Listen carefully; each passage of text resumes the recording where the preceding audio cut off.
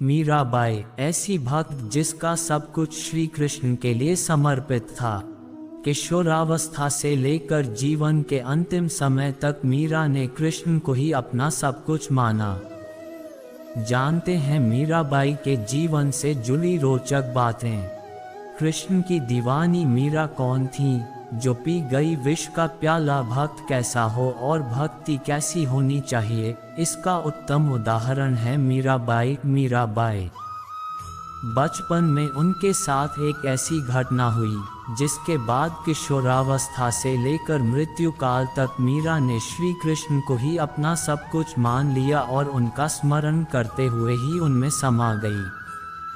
लेकिन मीराबाई के बारे में कितना जानते हैं आप? केवल श्री कृष्ण भक्त। मीरा श्री कृष्ण की भक्त तो थी ही, लेकिन श्री कृष्ण से जुड़ने और श्री कृष्ण में ही समा जाने की अवधि में मीरा के साथ कई रोचक घटनाएं हुई जिसके बारे में आपको जरूर जानना चाहिए। तभी आप मीरा की भक्ति को जान पाएंगे और समझ पाएंगे। कौन थी मीराबाई? मीराबाई केवल एक नाम नहीं है, उनकी भक्ति, तरंग, आस्था और श्रद्धा की गरिमा है। मीराबाई का जन्म संवत 1504 विक्रमी में मेड़ता में राजा रतन सिंह के घर पर हुआ। मीरा जोधपुर के राठौर रतन सिंह जी की इकलौती पुत्री थी। राजपूताना जाति में जन्मी मीराबाई का घर से बाहर जाने पर कठोर प्रतिबंध हुआ करता था। लेकिन बचपन में मीरा के साथ ऐसी घटना हुई जिसके बाद वह श्री कृष्ण के प्रति पूरी तरह से समर्पित हो गई। 8 साल की उम्र में श्री कृष्ण को पति मान बैठी मीराबाई। जब मीराबाई 8 साल की थी तब मोहल्ले में एक बारात को आता देख मीराबाई ने अपनी माँ से पूछ लिया कि मेरा दूल्हा कौन है। उनकी माँ ने मीराबाई की बाल जिज्ञासा को शांत करने के लिए कह दिया कि तेरे पति श्री कृष्ण हैं। इस घटना के बाद से ही मीराबाई ने श्री कृष्ण को अपना सब कुछ मान लिया और उनकी भक्ति में लीन हो गई।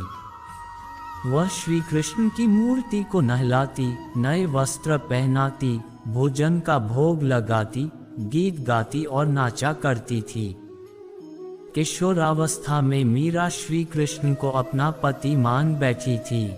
इसलिए तो मीरा कृष्ण भक्ति में लीन होकर हमेशा गाया करती थी। किससे हुआ मीराबाई का विवाह?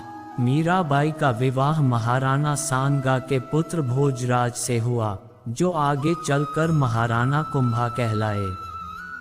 शादी के पहले दिन ही मीरा ने अपने पति से कह दिया कि उनके पति केवल श्री कृष्ण हैं। लेकिन महाराणा कुंभ को मीरा की ये बात केवल परिहास लगी। हालांकि धीरे धीरे श्री कृष्ण के प्रति मीरा की भक्ति देख उन्हें भी विश्वास हो गया कि मीरा श्री कृष्ण की दीवानी है। मीरा शादी के बाद भी श्री कृष्ण की भक्ति में लीन रहने लगी थी। वह मंदिर जाकर कृष्ण की मूर्ति के समक्ष नाचती, गाती और भजन करती थी। मीरा के इन कार्यों से उसके ससुराल वाले गुस्सा होने लगे थे।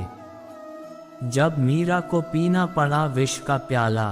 कुछ समय बाद मीरा के पति की मृत्यु एक युद्ध के दौरान हो गई। पति की मृत्यु के बाद जब ससुराल वालों ने मीरा को सती होने के लिए कहा तो मीरा बोली, मेरे पति को श्री कृष्ण हैं।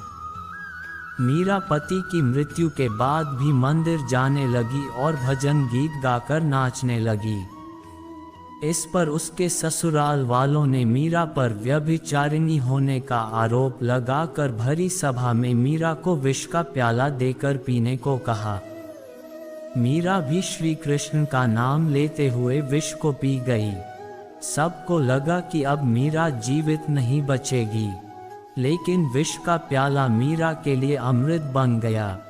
श्री कृष्ण की कृपा से मीरा पर विष का कोई प्रभाव नहीं हुआ। कैसे हुई मीरा की मृत्यु? ससुराल में कई यातनाएं सहने के बाद जब यातनाएं बर्दाश्त से बाहर हो गई तो मीरा महल छोड़कर कई जगह तीर्थ करते हुए वृंदावन पहुंच गई। इधर मीरा के महल छोड़कर चले जाने से राज में उपद्रव होने लगे। ब्राह्मणों ने कहा कि यदि मीरा वापस लौट आएगी तो सब ठीक हो जाएगा। मीरा की खोज के लिए 2 सैनिक भी भेजे गए थे। उन्होंने मीरा को साथ लौटने की विनती की, लेकिन मीरा ने मना कर दिया। सैनिक बोले, यदि आप हमारे साथ जीवित नहीं लौटी तो हम भी वापस नहीं लौटेंगे। हमारे परिवार के बारे में सोचिए।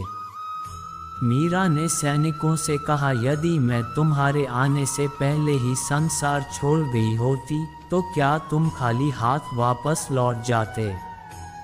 सिपाही बोले, तब तो लौटना ही थी। इतना सुनते ही मीरा ने एक तार वाला यंत्र, एक तारा उठा लिया और श्री कृष्ण की स्तुति करने लगी। मीरा की आंखों से प्रेम के आंसू बहने लगे और उसी समय मीरा श्री कृष्ण की मूर्ति में समा गई। श्याम सुंदर उस गोपी पर बलिहारी जाते हैं और बोले, तू धन्य है गोपी और तेरा प्रेम भी धन्य है। तुम्हारे प्रेम ने तो नंद भवन में बरसाना दिखा दिया है।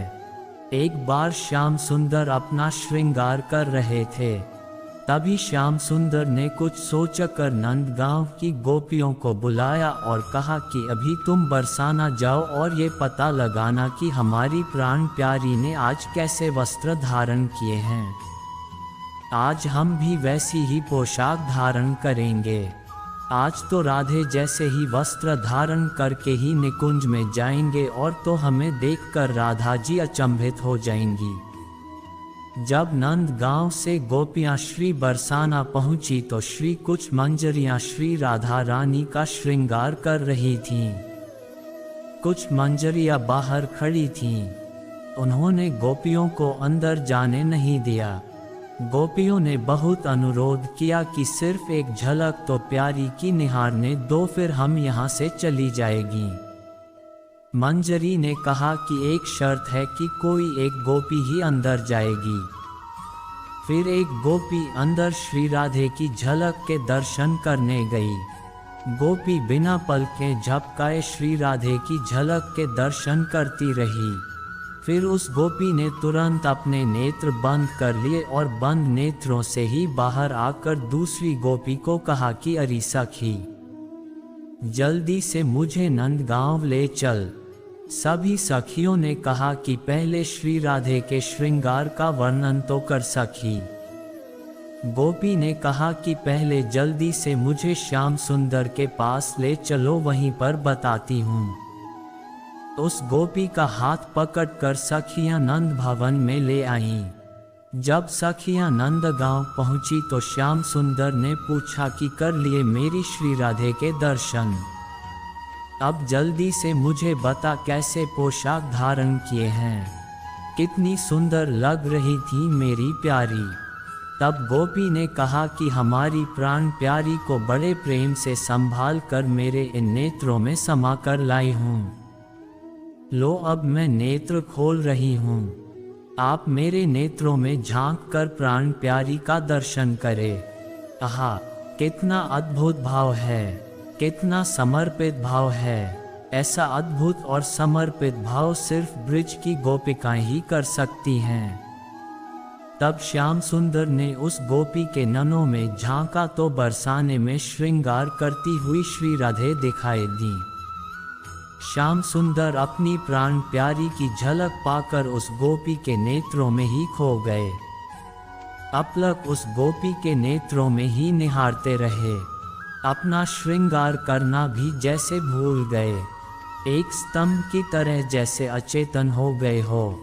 एक गोपी ने श्याम सुंदर को पुकारा तो चेतनवंत हुए। श्याम सुंदर उस गोपी पर बलिहारी जाते हैं और बोले, तू धन्य है गोपी और तेरा प्रेम भी धन्य है। तुम्हारे प्रेम ने तो नंद भवन में बरसाना दिखा दिया है। फिर श्याम सुंदर ने श्री राधे जैसा ही श्रृंगार और पोशाक धारण किए। जिस गोपी के नेत्रों में श्री राधे देखी थी उस कहा कि अब तुम अपने नेत्रों में मेरी छवि को बंद कर लो। उस गोपी ने श्याम सुंदर को भी अपलक निहारा और थोड़ी देर में अपने नेत्रों को बंद कर दिया। श्याम सुंदर ने एक और गोपी से कहा कि इस गोपी को निकुंज में ले जाओ जहां श्री राधे बैठकर मेरा इंतजार कर रही हैं। वो सखी उसका हाथ पकड़कर निकुंज में ले आई जहां श्री राधे अपने श्याम सुंदर का इंतजार कर रही थीं। नंद गांव की गोपियों को देखकर उनसे पूछा कि श्याम सुंदर कहाँ हैं। जिस गोपी के नेत्र बंद थे उसने कहा कि श्याम सुंदर मेरे नेत्रों में समा गए हैं। ऐसा कहकर उस गोपी ने अपने नेत्रों को जैसे ही खोला तो श्री राधे भी उसके नेत्रों में झांककर अचंभित सी हो गईं। उस गोपी के एक नेत्र में श्रृंगार करती हुई बरसाना में श्री राधे दिखाई दे रही थी और दूसरे नेत्र में श्रृंगार करते हुए नंद भवन में श्याम सुंदर दिखाई दे रहे थे। उस गोपी के दोनों नेत्रों में प्रिया प्रियतम दोनों दिखाई दे रहे थे। तभी दूर से श्याम सुंदर अपनी बंसी की मधुर धुन बजाते हुए आते दिखे।